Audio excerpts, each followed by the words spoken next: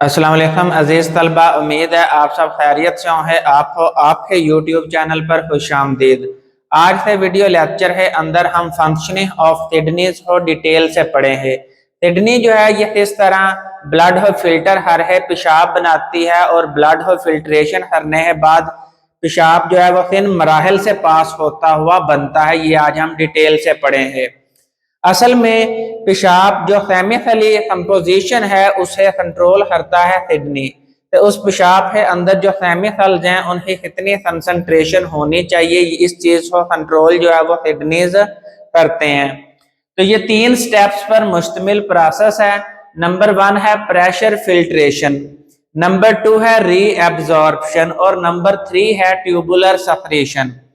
Pressure filtration पहला मरहला है। आपको पता है एक किडनी है अंदर जब ब्लड एंटर होता है तो वो रीनल आर्टरीज के जरिए से एंटर होता है।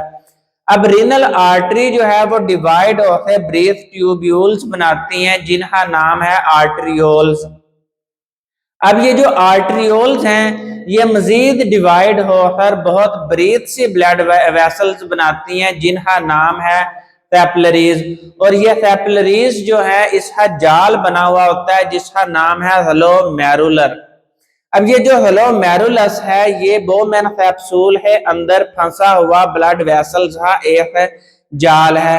अब रीनल आर्टरीज है अंदर, आर्टरियोल्स है अंदर और यहाँ पर कैपिलरीज है अंदर। ब्लड प्रेशर जो है वो बहुत ज्यादा होता है, बहुत तेजी से ब्लड यहाँ पर बहता है।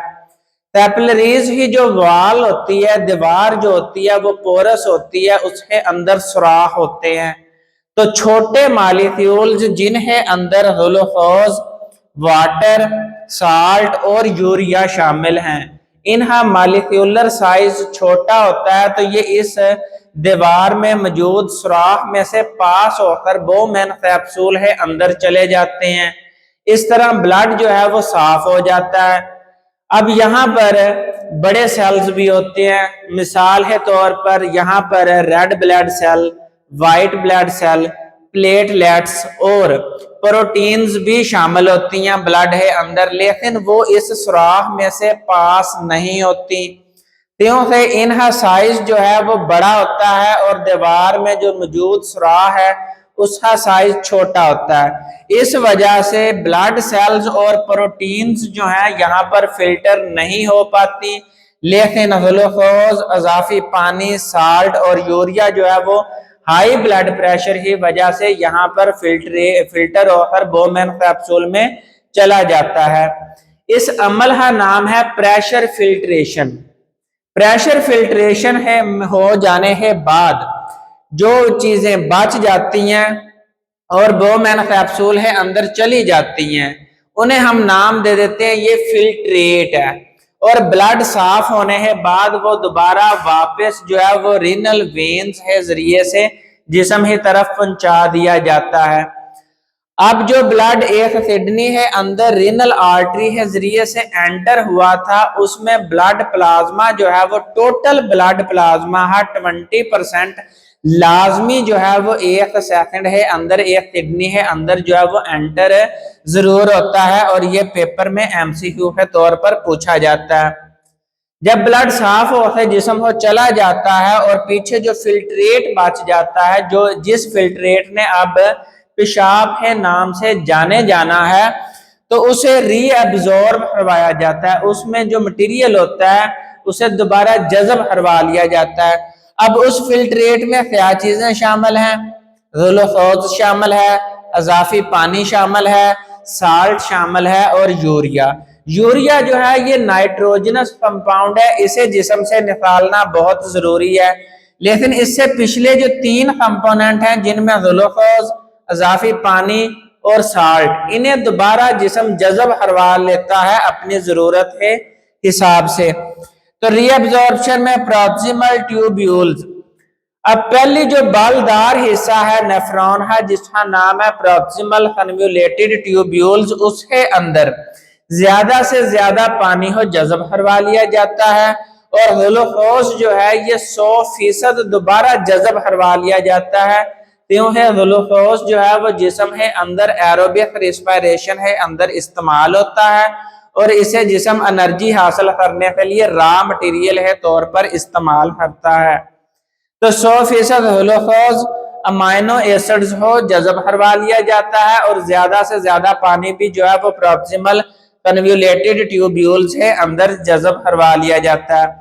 अब इसके बाद नेफ्रॉन का दरमियान वाला हिस्सा आ जाता है जो यू शेप्ड होता है जिसे हम लूप ऑफ हैनले के नाम से जानते हैं। अब इसमें एक बाजू जो है वो नीचे हो जा रहा होता है और दूसरा बाजू ऊपर ही तरफ जा रहा होता है। तो जो नीचे हो जाता है उसे हम बोलते हैं डिसेंडिंग लिम्ब ऑफ हैनले या फिर डिसेंडिंग लूप ऑफ हैनले। इसके अंदर पानी हो जज़ब करवाया जाता है और जो ऊपर ही तरफ जा रहा होता है जिसका नाम है ascending limb of loop of Henle, इसके अंदर सोडियम आयंस और क्लोराइड आयंस को जज़ब करवाया जाता है, यानी यहाँ पर साल्ट्स हो in the form of ions जज़ब करवाया जाता है।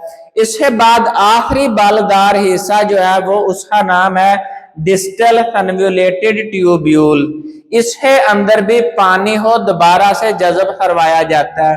अब यहाँ पर जितना भी मटेरियल जज़ब हो जाता है जो पीछे बच जाता है उसे हम पेशाब का नाम देते हैं। अब इस पेशाब के अंदर ज्यादातर जो कंपाउंड शामिल हैं वो नाइट्रोजनस कंपाउंड शामिल हैं, तो ये पीएच को डिस्टर्ब करते हैं। तो यहाँ पर ऐसी चीजें डाल दी जाती हैं जो पेशाब की पीएच को कंट्रोल करती हैं और जिन वेसल्स में से जिन नालियों के अंदर से इसने पेशाब ने गुजरना है ये कहीं उनको डिस्टर्ब ना करे, तो इससे बचने के लिए जो है वो पेशाब की पीएच को कंट्रोल किया जाता है। तो तीसरे स्टेप पर है ट्यूबुलर सेक्रेशन। पेशाब के अंदर ऐसी रतूबतें खारिज की जाती हैं जिनके जरिए से पेशाब की पीएच कंट्रोल की जाती है। तो तीसरा स्टेप है ट्यूबुलर सेक्रेशन। अहम मटेरियल यहाँ पर जज़ब करवा लिए जाते हैं और ब्लड है अंदर अभी भी ऐसे फासद मादे मौजूद होते हैं जिन्हें सेक्रेट कर दिया जाता है उस फिल्ट्रेट में, यानी जो बोमेन कैप्सूल है अंदर फिल्ट्रेट बचा था जो descending loop of Henle, ascending loop of Henle, distal convoluted tubule से पास होता हुआ यहाँ पर पहुंचा है। तो उस फिल्ट्रेट है अंदर एक्टिव ट्रांसपोर्ट के जरिए से यहाँ पर ब्लड से मटेरियल यहाँ पर फिल्ट्रेट है अंदर खारिज करवा दिया जाता है। अब इस फिल्ट्रेट को हम नाम दे देते हैं ये पेशाब। अब यहाँ पर पेशाब जो है वो मुकम्मल तौर पर बन चुका है। यहाँ पर जो सेक्रेशन हमने डालनी थी वो नेफ्रॉन के जरिए से डाल दी है। अब ये मुकम्मल पेशाब बन चुका है। अब इसे कलेक्टिंग डक्ट है अंदर डाल देना है और कलेक्टिंग डक्ट है अंदर भी पेशाब के अंदर से भी जो है वो पानी की कंसंट्रेशन हो दोबारा जज़ब करवा लिया जाता है जिस्म की जरूरत है हिसाब से। अब नेक्स्ट टॉपिक है role of kidney in osmoregulation. Osmoregulation ये चीज होती है कि जिस्म है अंदर पानी और साल्ट की कंसंट्रेशन को बरकरार रखना, बाहर तब्दीली आती रहे। एक जानदार जो है वो दो तरह के माहौल का सामना करता है, अंदरूनी माहौल और बैरूनी माहौल। बैरूनी माहौल में तब्दीलियां आती रहती हैं जब है अंदरूनी माहौल जो है वो जानदार अपना बरकरार रखता है। इंटरनल इन्वायरमेंट ही मेंटेनेंस जरूरी है।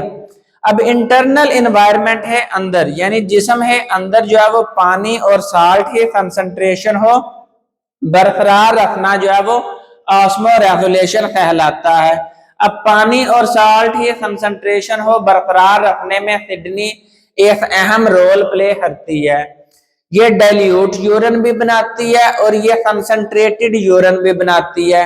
डाइल्यूट यूरिन से मुराद पतला पेशाब, यानी इसमें पानी की कंसंट्रेशन ज्यादा होती है।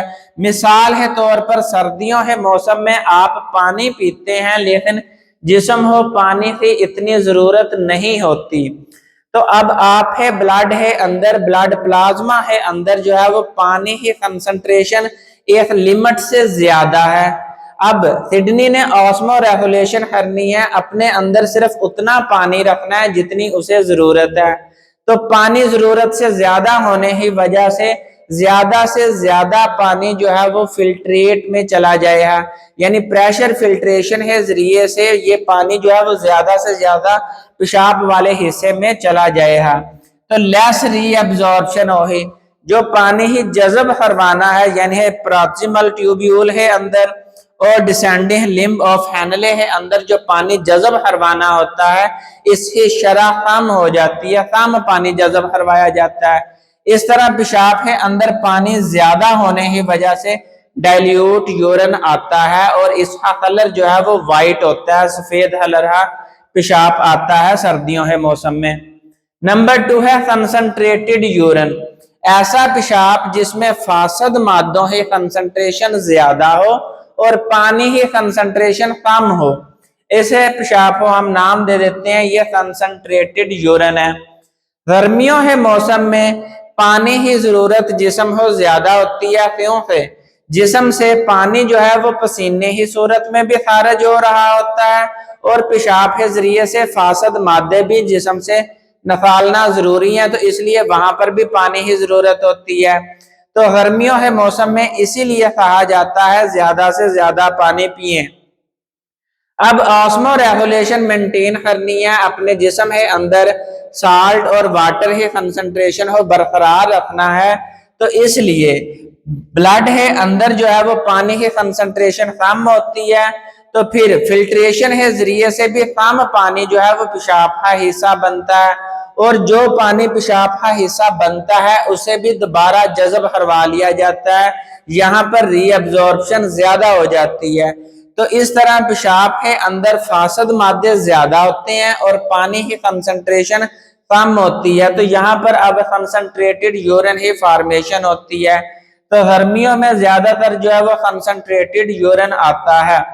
तो यहाँ पर टॉपिक कंप्लीट होता है, मैं साइड पर हूँ, इसका स्क्रीनशॉट ले लें। नेक्स्ट वीडियो में हम नेक्स्ट लेक्चर के साथ हाजिर होंगे, उतनी देर दुआओं में याद रखते हैं। फी अमानिल्लाह।